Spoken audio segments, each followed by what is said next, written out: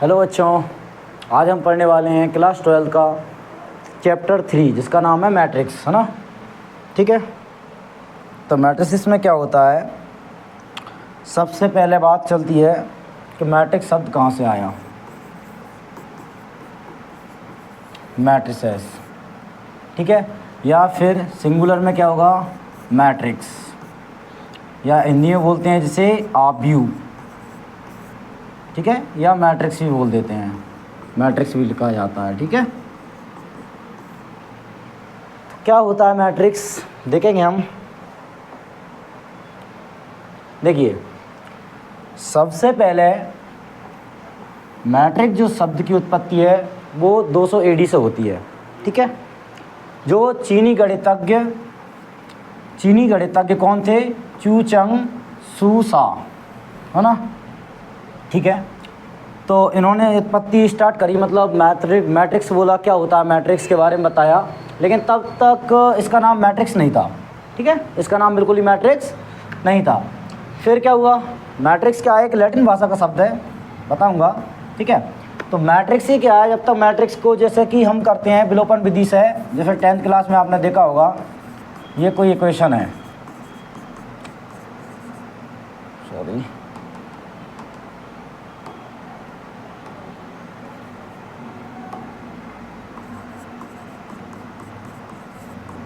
ये इसको क्या है, जैसे कि इसमें दो चर हैं, एक x है और दूसरा y है, तो दो चरों वाली समीकरण को, रैखिक समीकरण को आसानी से हम हल कर देते हैं।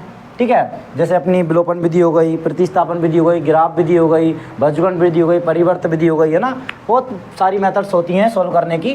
ठीक है, लेकिन जब भी हमारे पास 3 चर आ जाते हैं, 4 चर आ जाते हैं, 3 चर तो फिर भी ठीक है, 4 चर 5 चर आ जाते हैं तो हम भी फिर डाउट में जाते हैं, फिर कैसे करा जाए ऐसे, है ना। जैसे कि ये आ गया, y हो गया, इसमें एक मिनट ऐसे मिटाई दूँ मैं,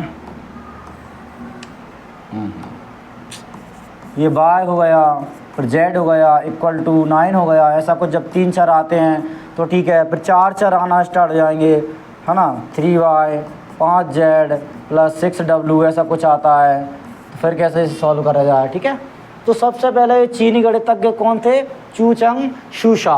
ठीक है, तो इन्होंने ही स्टार्ट करा था, और इन्होंने इनको जो 3 चर 5 चर 4 चर 6 चर के बारे में इक्वेशन सॉल्व कर रहे थे ये। ठीक है, तो फिर क्या हुआ, इसके बाद जो मैट्रिक्स शब्द है, जो लैटिन भाषा से लिया गया है ना, हाँ, किस शब्द से उत्पत्ति हुई, जिसकी बॉम्ब से।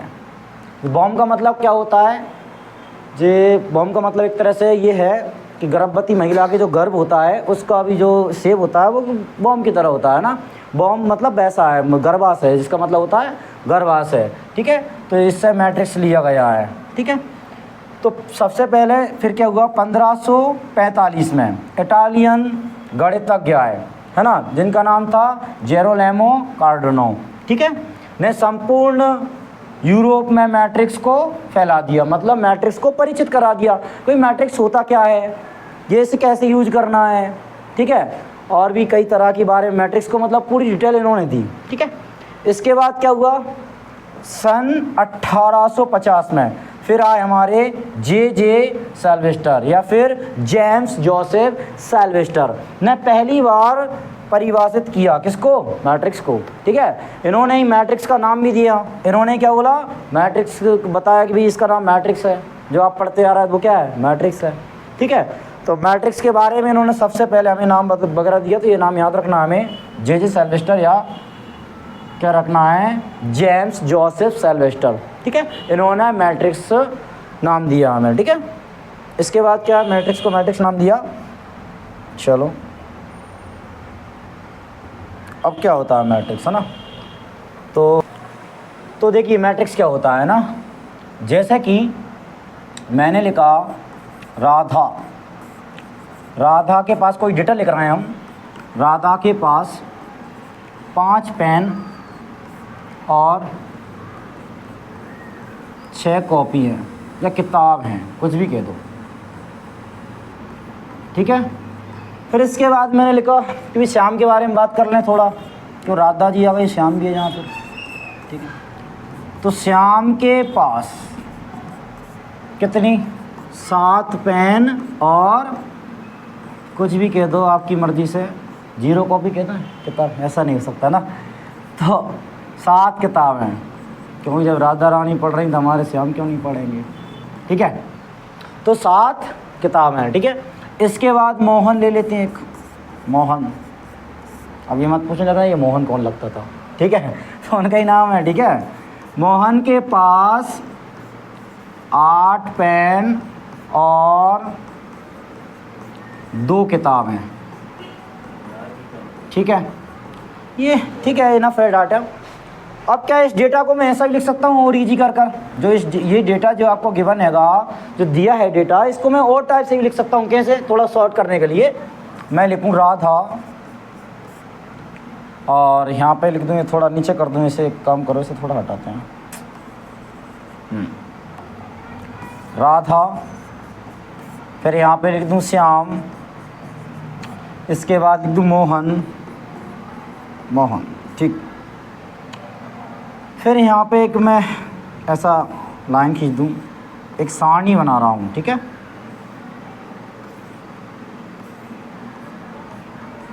यहाँ पे नाम हो जाएगा, यहाँ पे पेनों की संख्या हो जाएगी, पेनों की संख्या, यहाँ पे किताबों की संख्या, ठीक है। तो पेन कितने हैं मेरे पास? राधा के पास 5, और श्याम के पास 7, मोहन के पास 8, फिर किताब 6, 7, 2। थोड़ा इजी हो गया, ठीक है ना। फिर भी वैज्ञानिक ने और दिमाग लगाया कि नहीं यार और इजी कराया ऐसे, ठीक है। तो और इजी करा जाए तो क्या लिखा, 5, 6, 7, 7, 8, 2, बस यही मैट्रिक्स है। अगर मैं इसको ऐसा लिख दूं तो मैट्रिक्स है, ठीक है। अगर मैं इसको ऐसा लिख देता हूं तो भी क्या है, मैट्रिक्स है। अगर मैं ऐसा कर दूं, इसे हटा दूं एक मिनट, है ना। तो अगर मैं इसको ऐसा ना करके ऐसा कर दूं कि 5, 6, 7, 7, 8, 2 ऐसा कर दूं, और इसको ऐसा कर दूं, ठीक है, तो भी मैट्रिक्स है। मतलब मैट्रिक्स को ऐसे ही बताते हैं, ऐसे ही बोला जाता है मैट्रिक्स। मतलब ये वाला ब्रैकेट भी लगा सकते हो मैट्रिक्स में, आप ये भी लगा सकते हो। इसके बाद एक और है, ऐसे भी लगा सकते हो आप, ठीक है, दोहरा दंडारेख, ठीक है। भाई सिंगल मत लगा देना बस, है ना, ऐसा नहीं करना अपन को, है ना। कैसा? ये, ठीक है, ये नहीं करना, ठीक है, ये नहीं करना, ठीक है। आगे पढ़ेंगे, हालांकि स्क्वायर मैट्रिक्स में होता है, जो आगे हम पढ़ेंगे वो हमारा जो सारणिक चैप्टर है वो चला जाएगा, उसमें आ जाएगा ये ना। तो क्या है, यहाँ पे दोहरा दंडारेख चल जाएगा, ये वाला छोटा ब्रैकेट चल जाएगा, या स्क्वायर ब्रैकेट चल जाएगा, ठीक है। तो अब क्या है, देखो ज़रा, अब आप कह रहे होगे कि भी मैट्रिक्स के अंदर मैंने राधा या श्याम या मोहन लिख देता तो और अच्छे से समझ में आता किसका क्या है, मतलब किसके बारे में बात चली है। यहाँ लिख देते कॉपी, यहाँ लिख देते किताब या पेन या कॉपी, कुछ समझ में आ जाए, ठीक है, लिख देते। बट क्या है, ऐसा नहीं हो सकता। क्यों नहीं हो सकता? देखो ज़रा, मैट्रिक्स की परिभाषा क्या कहती है। मैट्रिक्स या आव्यूह क्या है, ज़्यादातर मैट्रिक्स भी लगा सकता है ना, हिंदी मीडियम में भी तो याद रखना होगा हमें, तो भी मैट्रिक्स बोला जाता है आव्यूह। ये क्या होता है, ये संख्याओं और फलनों का आयताकार क्रम विन्यास है। क्या है? संख्याओं और फलनों का आयताकार क्रम विन्यास है। तो ये संख्याओं और फलनों का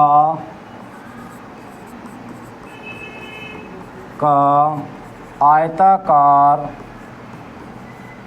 क्रम विन्यास है।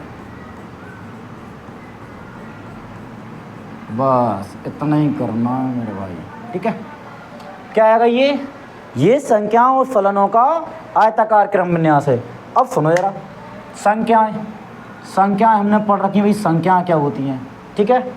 संख्याएं रियल नंबर होते हैं अपने, इमेजिनरी नंबर होते हैं अपने, ठीक है, कॉम्प्लेक्स नंबर होते हैं अपने, मतलब इमेजिनरी नंबर से ही बनता है कॉम्प्लेक्स नंबर। इमेजिनरी नंबर हो जाएंगे कुछ और रियल नंबर हो जाएंगे, लाइक दैट 2 + 3i, है ना, जिसमें रियल नंबर हो जाता है और इसमें कॉम्प्लेक्स नंबर ऐड हो जाएगा, ठीक है। तो ऐसा है, ये संख्याएं आपने 11th में पढ़ी होंगी, है ना। तो ठीक है, ये हो गया अपने ना संख्या हो गई अपनी। संख्या के बाद क्या जाएंगे, फलन। क्या होते हैं, फलन। भाई फलन क्या होते हैं, फलन आपके साइन इनवर्स हो सकता है, sine inverse x, cos inverse x हो सकता है, ठीक है, साइन इनवर्स हो सकता है, कॉस इनवर्स हो सकता है, कॉस इनवर्स हो सकता है, साइन एक्स हो सकता है, कॉस एक्स हो सकता है। ऐसे इनवर्स ट्रिग्नोमेट्री हो जाएंगे और ट्रिग्नोमेट्री फंक्शन भी हो जाएंगे, ठीक है। इसके बाद एक्स हो सकता है, एक्स स्क्वायर हो सकता है, एक्स क्यूब हो सकते हैं, ये सारे फलन हो सकते हैं, ठीक है, जो आपने 11th में पढ़े होंगे, है ना जी, है ना, एफ एक्स इक्वल टू ऐसा कैसा आता है, ठीक है। तो ये फलन है और ये संख्याएं हैं, तो इसमें संख्याएं आ सकती हैं और क्या आ सकता है, फलन, और कुछ नहीं आ सकता है ना, इसलिए अपन इसमें नहीं लिख सकते। हाँ वो एक अलग बात है, जैसे लैपटॉप में अपन को लिखना है तो हम लिख देंगे भाई कि ये पहले नंबर की, ये पहली रो के बारे में बात कर रहा हूँ मैं, इसको क्या पंक्तियाँ बोलते हैं अभी बताऊँगा मैं। जैसे मैंने लिखा 2 7 8 9 5 6, ऐसा कुछ भी लिख दिया, तो मैं बात कर दूंगा पहले वाली किसकी बात कर रहा है, पहले पंक्ति के बारे में, दूसरी पंक्ति किसकी बात चल रही है, तीसरी किसकी बात चल रही है। मैं बोल सकता हूँ जैसे पहली पंक्ति में राधा की बात चल रही है, दूसरे में श्याम की बात चल रही है और तीसरे में मोहन के बारे में बताया जा रहा है। और पहले जो स्तंभ है, इसको स्तंभ बोला जाता है, तो पहले स्तंभ में काय की बात चल रही है, किताब की बात चल रही है, पेन की बात चल रही है। दूसरे नंबर पे पेन या किताब जो भी है, इधर किताब तो उधर पेन हो जाएगा, ठीक है।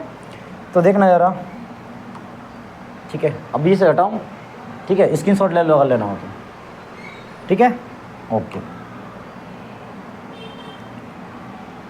अब देखो तो क्या है, अब पहले हमने ये क्या देख लिया, हमने देख लिया कि भाई आप भी क्या होता है, ठीक है, आप भी क्या होता है। इसके बाद इसका व्यापक रूप क्या होता है, या पहले पंक्ति के बारे में हम थोड़ा देख लें, पंक्ति क्या होती हैं और स्तंभ क्या होते हैं। देखो ये आप भी लिख रखा है मैंने, 2 3 4 और 6 7 8 और 1 0 2, ठीक। तो अगर बात इसकी होती है, इसकी, ठीक है, और फिर इसके बाद इसकी, फिर इसके बाद इसकी, मतलब यहाँ से लेके यहाँ तक, ये इसका मतलब है ये पहली पंक्ति है। क्या है, पहली पंक्ति है, पहली पंक्ति, ये दूसरी पंक्ति है, फिर इसके बाद ये तीसरी पंक्ति है। अगर कोई पूछ रहा पहली पंक्ति में कितने अवयव हैं, 2 3 4, दूसरी पंक्ति में कितने अवयव हैं, 6 7 8, तीसरी पंक्ति में 1 0 2, ठीक है, ये पंक्तियां होती हैं। अब स्तंभ क्या होता है, देखो जरा, स्तंभ हो जाएगा, ये पहला स्तंभ है, ये पहला स्तंभ है। क्या हो जाएगा, इसको पंक्ति को मैं R1 कहूँ और इसको R2 कहूँ, इसको R3 कहूँ, क्योंकि इंग्लिश में से रो बोला जाता है, रो मतलब R से दर्शा देते हैं फिर हम इसे ना। ये कॉलम 1 हो गया मेरा, ठीक है, या नीचे लिख दूँ कॉलम 1 हो गया, ठीक है, कॉलम 1 हो गया। फिर ये मेरा क्या हो जाएगा, कॉलम 2 हो जाएगा, ठीक है, ये क्या हो गया, कॉलम 2 हो गया मेरा। इसके बाद ये क्या हो जाएगा, कॉलम 3 हो जाएगा, ठीक है। तो ये पंक्तियाँ होती हैं ऐसे में, और खड़े कॉलम होते हैं। घर पे भी अपने क्या पिलर बनते हैं तो उनको कॉलम भी कहा जाता है, तो कॉलम में है ना, तो ये कॉलम खड़े हुए होते हैं, ऐसे याद रखना ना, ठीक है। तो पहली क्या हुई, ये पंक्ति, और ये क्या होगा, ये कॉलम, मतलब स्तंभ, इसको क्या कहते हैं, स्तंभ, ठीक है। देखो नहीं रहा क्या,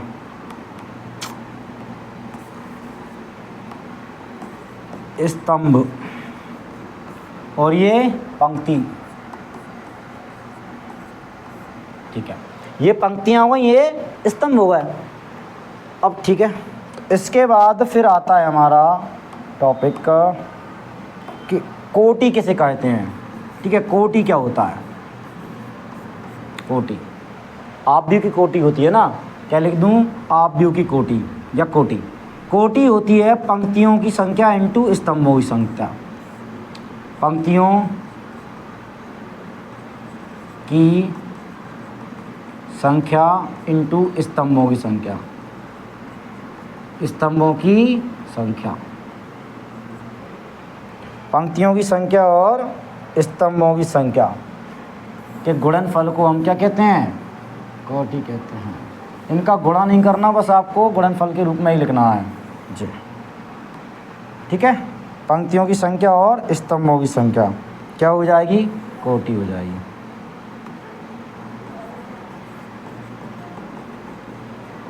ठीक है। पंक्तियों की संख्या गुणा स्तंभों की संख्या, ठीक है, क्या हो जाएगी, कोटि हो जाएगी। जैसे इसमें कितनी पंक्ति हैं, 1 2 3 पंक्ति हैं, 3 पंक्ति हैं, इनटू स्तंभ कितने हैं, 1 2 3 स्तंभ हैं, 3 स्तंभ हैं। ये 3/3 का हुआ, ऐसा बोलते हैं 3/3 का, है ना। इन्हें गुणा नहीं करना, ठीक है। अगर गुणा कर दोगे तो अभी अब निकल जाएंगे, 3 3 9, गिन लो अभी अब, 1 2 3 4 5 6 7 8 9, 9 ही अभी है, ठीक है। तो कोटि का फॉर्मूला ये होता है पंक्तियों की संख्या इंटू स्तंभों की संख्या, ठीक है। तो इसे हटाता हूँ मैं ना, हटा दूँ, एक हैशटैग लिखो, बेहतरीन।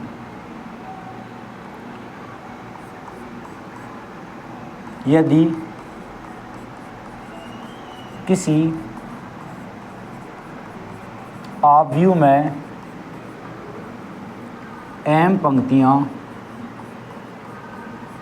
एवं n स्तंभ हो तो उस आव्यूह की कोटि m × n होगी, ठीक है। कितनी होगी, m × n होगी, ठीक है। इसके साथ ही साथ एवं उसके अवयवों की संख्या, इनका गुणा कर दो, mn बोल दूं, mn होगी, ठीक है। अवयवों की संख्या इतनी होगी, mn होगी, ठीक है। तो अवयवों की संख्या कितनी हो गई, mn, ठीक है। तो आव्यूह का जो व्यापक रूप होता है, आव्यूह का व्यापक रूप, आव्यूह का व्यापक रूप वो क्या होता है, आव्यूह का व्यापक रूप होता है, जैसे इसको कैपिटल लेटर से दर्शाते हैं, है ना, इंग्लिश अल्फ़ाबेट के कैपिटल लेटर्स हैं, ABCD, है ना, कैपिटल, स्मॉल नहीं करना, ये इक्वल नहीं चलेगा, ये इक्वल नहीं चलेगा ना, क्या चलेगा, कैपिटल लेटर, ठीक है। देखो तो A = जैसे मैं बोल दूँ स्क्वायर ब्रैकेट में AIJ और यहाँ बोल दूँ m × n, ये क्या है, ये क्या बोला है, सुनो। अब m × n ये कोटि है, क्या है, ये कोटि है। आप भी के बिल्कुल थोड़े नीचे लिख देते हैं कोटि, है ना। और I क्या है, IB पंक्ति, IB पंक्ति, IB पंक्ति। और ये क्या है, J वा स्तंभ, J वा स्तंभ। अब ये क्या बोला है, IB पंक्ति, J वा स्तंभ। देखो ज़रा, 1 मिनट अब भी समझ में आएगा, रुको, इसको थोड़ा छोटा करके साइड में लिख दूँगा ना,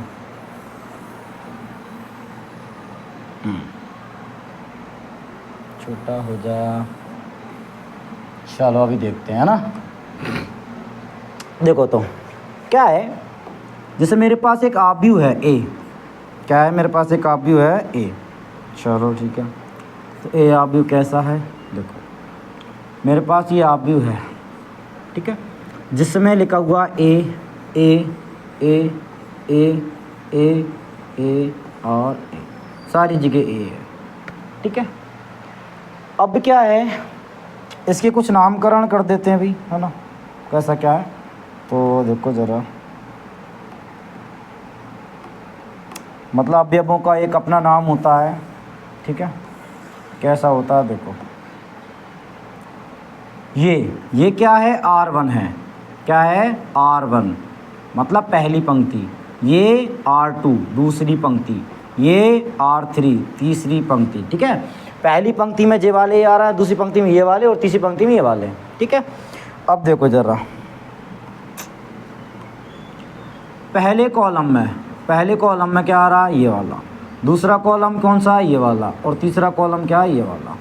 अब जो ये IJ होता है ना, ये पंक्तियों को दर्शाता है और ये स्तंभों को दर्शाता है। पहले पंक्ति लिखना होगा, फिर स्तंभ लिखना होगा, ठीक है। और ये क्या लिख रहा हूँ मैं, अवयव। आव्यूह के अंदर जो चीज़ें होती हैं उनको कहते हैं अवयव। संख्याओं फलनों को क्या कहेंगे हम, अवयव या प्रविष्टि, अवयव या प्रविष्टि, इंग्लिश में एलिमेंट्स बोला जाता है, ठीक है। चलो ठीक है, तो क्या है,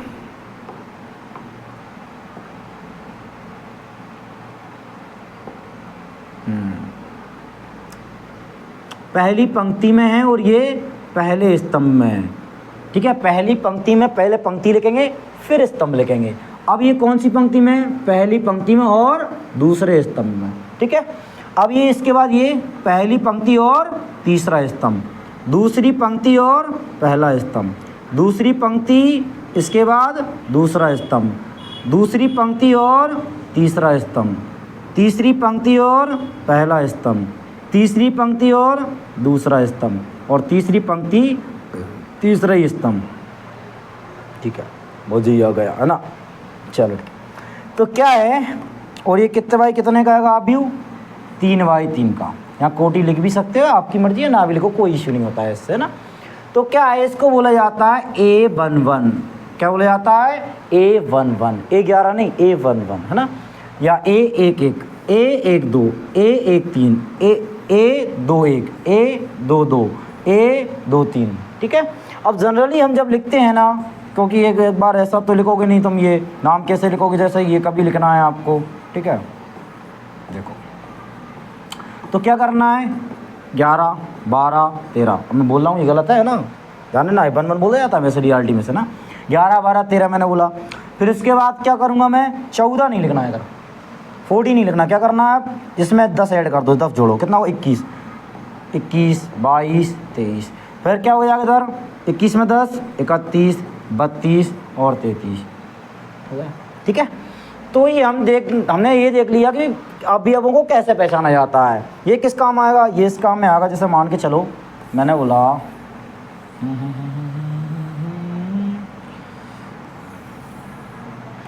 देखो, मैंने बोला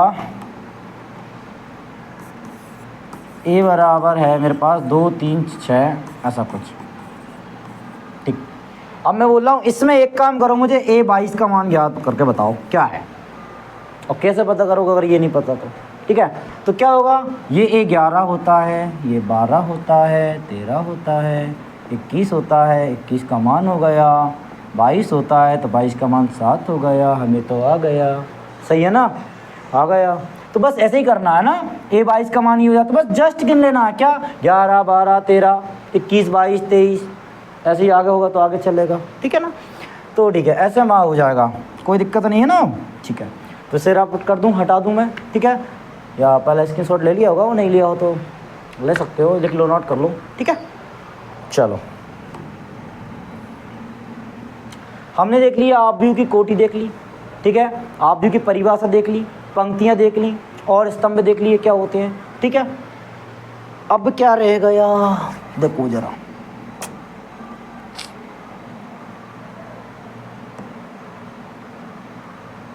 जैसे मान के चलो कोई आपसे कह दे कि आप व्यू की वैसे कोटि कितनी है, कोटि आपको दे रखी है, कोटि दी है उनने 2 गुणा 6, 2/6 का आप व्यू होगा, ठीक है। तो बता भी इसमें अवयव कितने होंगे, तो अवयव कितने होंगे, तो अवयवों की संख्या, अवयवों की संख्या कितनी होगी, गुणा कर दो, कितना हो जाएगा, 12, सही है ना, 12। इसके बाद अगर ऐसा हो गया, अवयवों की संख्या ही दे दी आपको, चलो ठीक है, ऐसा भी कर लेते हैं, अवयवों की संख्या 12 है, अवयवों की संख्या बराबर 12, तो कोटियाँ बतलाइए, तो संभव कोटियाँ, ये मत कहने लगना सर लिख लो 2 × 6 हो गया। और अभी 2 × 6 ही नहीं आएगा, 6 × 2 भी तो हो सकता है 12, क्यों, गुणनफल ही तो करना है, इनका गुणनफल ही तो होता है क्या, अवयवों की संख्या। तो ऐसा भी तो हो सकता है इसका गुणा कि भाई 2 × 6 करके भी 12 आएगा, और 6 × 2 करके भी 12 आ रहा है, सही है, 1 × 12 करके भी 12 आ रहा है, और 2 × लिख लिया 2 × 6, तो चलो ठीक है, तो है ना, 2 × 6 करके भी आ रहा है। इसके बाद 4 × 3 करके भी आ रहा है, और फिर आपका 3 × 4 करके भी आ रहा है, बहुत हो जाएंगे, ठीक है। तो संभव कोटियाँ लिखो, इतनी सारी हो रही हैं, वो क्वेश्चन बनता है इस पर ना। तो देखो ज़रा, संभव कोटियाँ कैसे लिखना है डायरेक्टली बता रहा हूँ। सबसे पहले 1 लिखो, 1, अब ये मत कहना जीरो भी लिख दो, जीरो नहीं लिख सकते। क्यों? क्यों? पंक्तियों की संख्या जीरो थोड़ी हो सकती है। ये पंक्तियों की संख्या को दर्शाता है, पहला वाला पंक्तियों की संख्या को दर्शाता है, स्तंभों की संख्या को दर्शाता है। सही है ना? ये है। तो कहने का मतलब ये रियल वो नेचुरल नंबर होंगे। कौन से होंगे? नेचुरल नंबर, प्राकृतिक संख्या है। ठीक है, तो एक क्रॉस, हाँ एक डाउट और क्या, तो भाई कोटि को हम क्या ऐसे कुछ लिख सकते हैं क्या? ऐसे वगैरह नहीं लिख सकते। ठीक है, ये डॉट है, डॉट नहीं लिख सकते आप, 2 गुणा 3 ही लिखोगे। ठीक है, तो क्या हो जाएगा आप देखो ज़रा,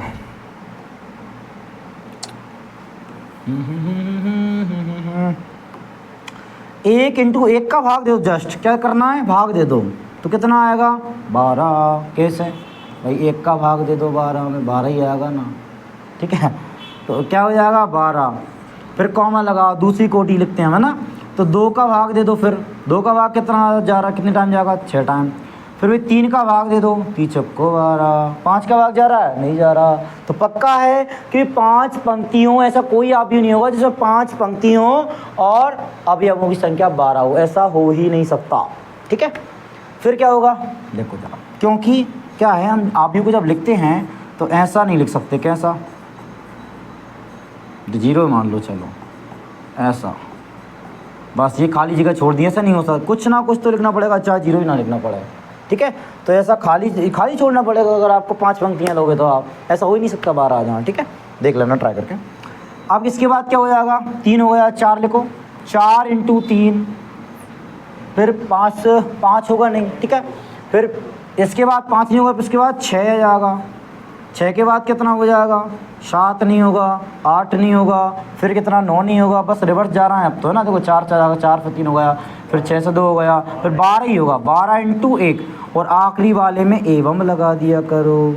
ठीक है, तो ये हो जाएगा। बस संभव कोटियाँ ऐसी होंगी। ठीक है, तो जो शायद क्वेश्चन नंबर 2 और 3 है तो वो तुम कर लेना। ठीक है, बिल्कुल सेम है, हालांकि मैं भी करवाऊँगा, लेकिन तुम्हारे लिए होमवर्क है बेटा, है ना। अब इसके बाद देखो ज़रा, चलो स्क्रीनशॉट लो, मैं हटा रहा हूँ इसे। ठीक है, चलो ओके। अब क्या है, ऐसा हो जाए 12 के साथ में कह दे वो 5 अवयव हों तो क्या होंगी कोटियाँ? अवयव कितने हों? 5 हों तो कोटियाँ कितनी होंगी? देखो 5 एक क्या है? अभाज्य संख्या। ठीक है, प्राइम नंबर। तो इसमें केवल 1 का भाग जाएगा और खुद का भाग जाएगा बस। तो 1 का भाग जाएगा, आप किसी का दो ही मत। एंड दूसरा क्या हो जाएगा? एवं क्या हो जाएगा? दूसरा 5 इंटू 1, बस संभव कोटियाँ 2 ही होंगी। ठीक है, इसके बाद देखो, अब ऐसा आता है 2 3 √2, 3/2, 4 5 -1/2, 6 √8 3 0 23। क्वेश्चन आता है यदि a बराबर j दिया हो, ठीक है, तो क्या करना है? तो हो क्या, तो a11 a12 a23, इसके बाद a21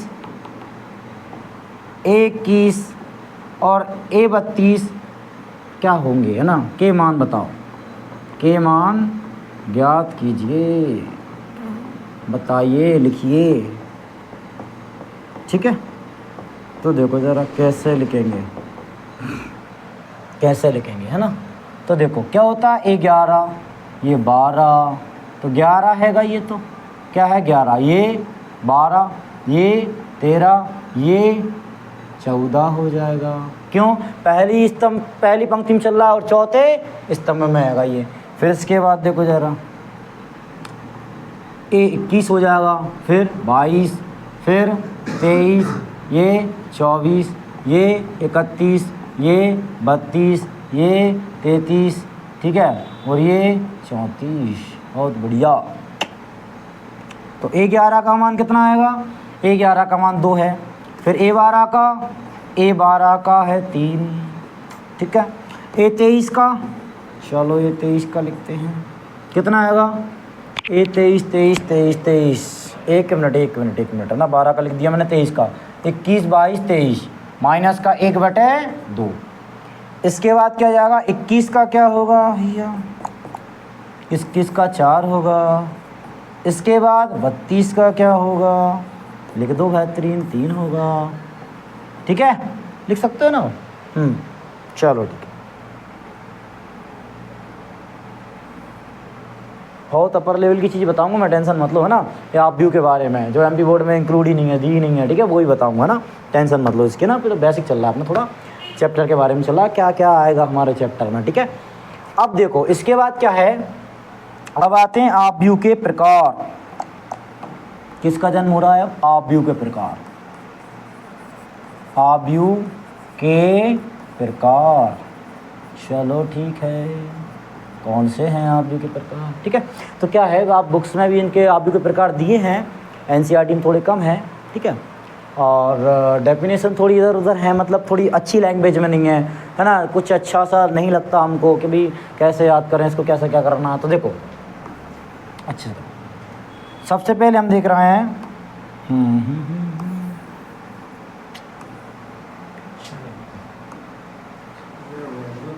आप व्यू के प्रकार, ठीक है।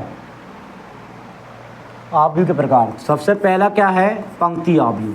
क्या है, पंक्ति आप व्यू।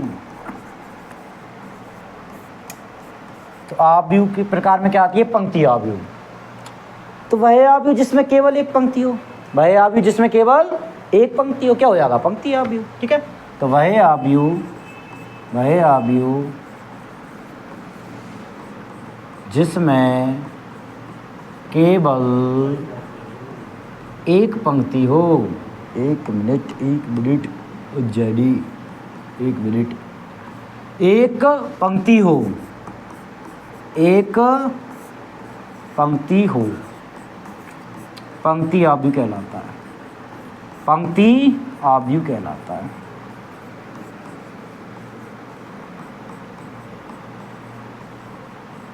ठीक है, देखो जैसे कि क्या, ए बराबर मैंने बोला 1 2 3 4 5 कुछ भी है ना। तो आप देखोगे ध्यान से, आप व्यू कोटि क्या होती है, m×n। तो ये पंक्तियों को बताता है और ये स्तंभों को बताता है। तो मेरी पंक्ति कितनी है, एक, मतलब m का मान कितना हो गया, 1। ये तो फिक्स है, सही है ना। चलो तो फिक्स है, तो भैया 1×n। अब इसकी तो क्या है, इसकी तो एक पंक्ति हैगी और 5 स्तंभ हैं, तो इसमें तो n का मान कितना हो जाएगा भाई, 5 होगा। n का मान यहाँ तो अभी 5 होगा, ठीक है। लेकिन जो जनरली पंक्ति आप व्यू की जो कोटि रहती है, पंक्ति आप व्यू की कोटि, पंक्ति आप व्यू की कोटि, आप व्यू की कोटि,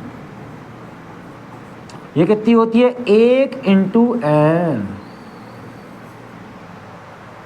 ठीक है।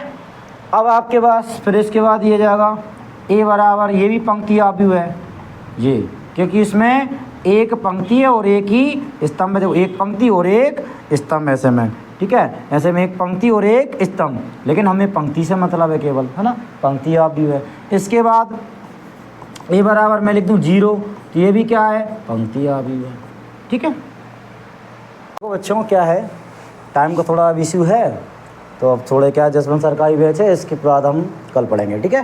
तो इतना आप क्या करके लाओगे, पहले आप व्यू की जो अभी अब दिए हैं, ठीक है, तो उसकी कोटियाँ करके लाओगे, भी कोटियाँ संभव क्या होंगी, है ना, मतलब पहला, दूसरा और तीसरा सवाल करके लाओगे, ठीक है। ये होमवर्क में करना, हालांकि मैं भी करूँगा, बताऊँगा, फिर चेक कर लेना, ठीक है, 3.1 का। ओके।